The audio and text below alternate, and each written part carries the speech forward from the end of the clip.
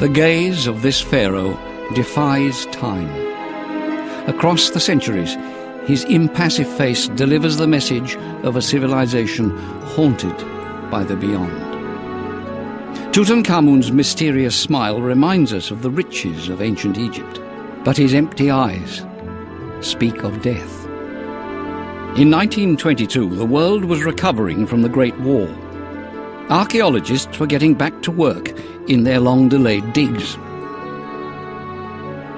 In Egypt, a darkness intended for eternity was pierced by the flickering light of a candle. The silence was broken in a tomb where no one had set foot in over 3,000 years.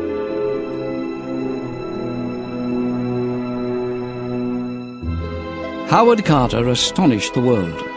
After years of searching without success, he had uncovered, in the heart of the Valley of the Kings, the fabulous tomb of Tutankhamun. Overnight, the treasures in the young pharaoh's tomb cast their spell on the Western world. In the public mind, Egypt became the country of mysteries, the land where humanity must seek out the keys to its past.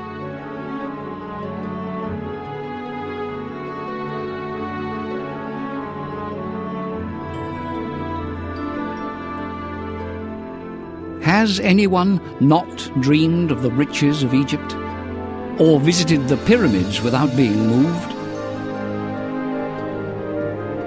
Today it seems everything has been discovered. Hordes of tourists hurry past, taking pictures of everything they can't commit to memory.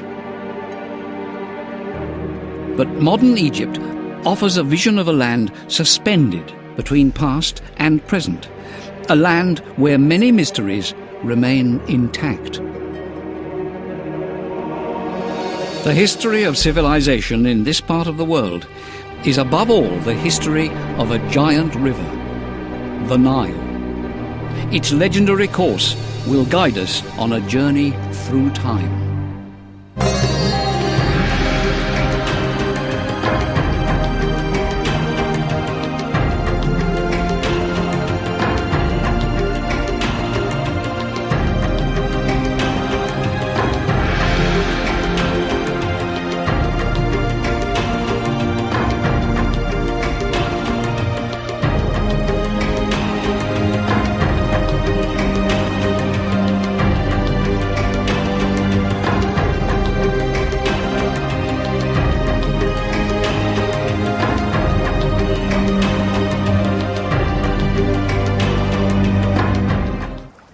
Egypt is a gift of the Nile.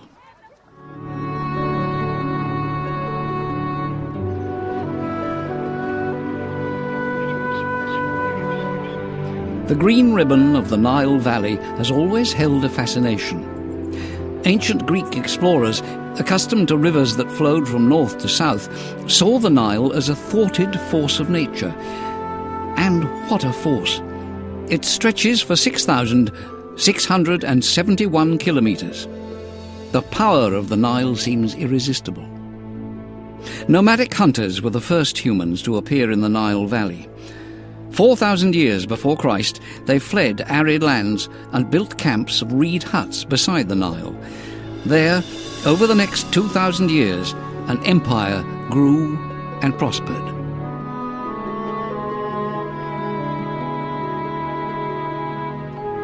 But what role did the Nile actually play in the foundation of this society? Si vous regardez une photo satellite du nord-est de l'Afrique et que vous voyez le million de kilomètres carrés qui correspond à l'Égypte, vous voyez très bien que le ruban vert de la vallée et le delta ne sont là que parce qu'il y a le fleuve le dessine. Et c'est évident que dans ce désert, c'est la partie la plus orientale du Sahara, dans ce désert il n'y aurait rien s'il n'y avait pas l'eau. Donc le Nil est absolument la vie même de l'Égypte, c'est évident. Et les Égyptiens le transcrivait très bien, puisque quand vous avez des scènes de lustration, de purification, où vous voyez, par exemple, le pharaon qui est purifié par deux divinités qui l'encadrent et qui versent une aiguière. Le flot de l'eau qui tombe en se croisant sur le corps du roi est fait de petits signes de vie qui se succèdent les uns aux autres, qui s'encastrent. L'eau, c'est la vie. The source of that life is in the mountains of Ethiopia, 2,200 kilometers from the delta. The headwaters of the Blue Nile form a vast lake between the mountains, almost an inland sea. Lake Tana, as it is called, covers 3,500 square kilometers.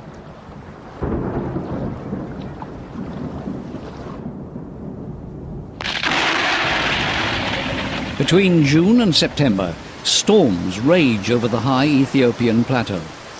Water streams down the slopes.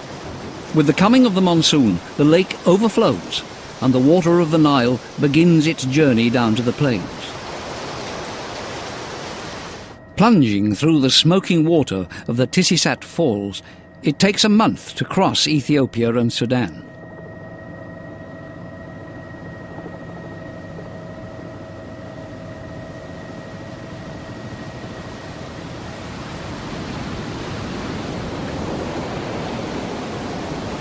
The clear waters of Lake Tana become a mighty rushing torrent. For several kilometers, this raging tide tears whole blocks of sediment out of the mountains. In some years, it carries no less than 50 tons of silt, all the way to the mouth of the river.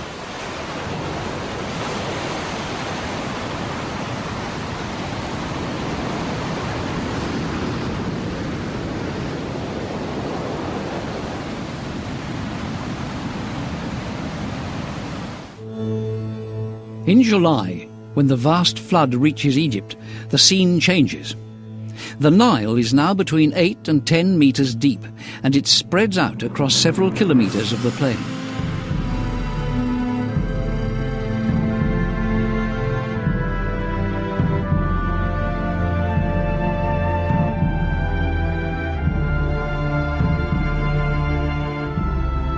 In the 4 months from July to October, the Nile floods the arable land and turns villages into islands.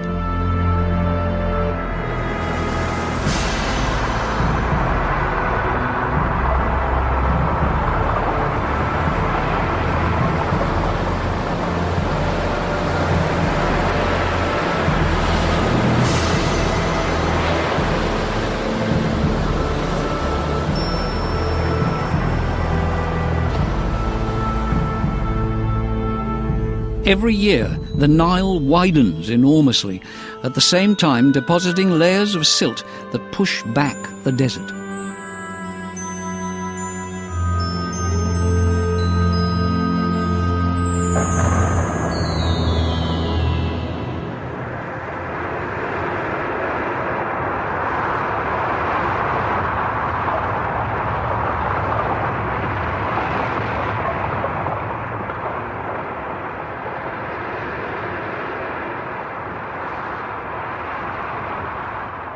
The ancient Egyptians tried to keep a record of the recurrent floods. They tried to detect the first signs of the flood by building nilometers to measure increases in the water level. The moods of the Nile were part of daily life. The Egyptians soon realized that the floods could never be controlled. They would have to adapt their sowing and harvesting to the rhythm of the floods.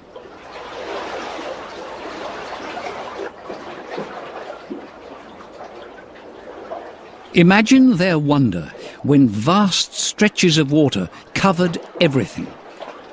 The flood was, of course, an important source of wealth and prosperity, but the Nile also had a magical character. How did the men and women of ancient Egypt see the river? What place did it have in their world? Le Nil lui-même, étant donné qu'il est finalement la voie de communication de l'Égypte, cette présence souveraine de cette masse d'eau qui devenait une véritable mer pendant la crue, fait que l'implication se retrouve un peu partout, et en particulier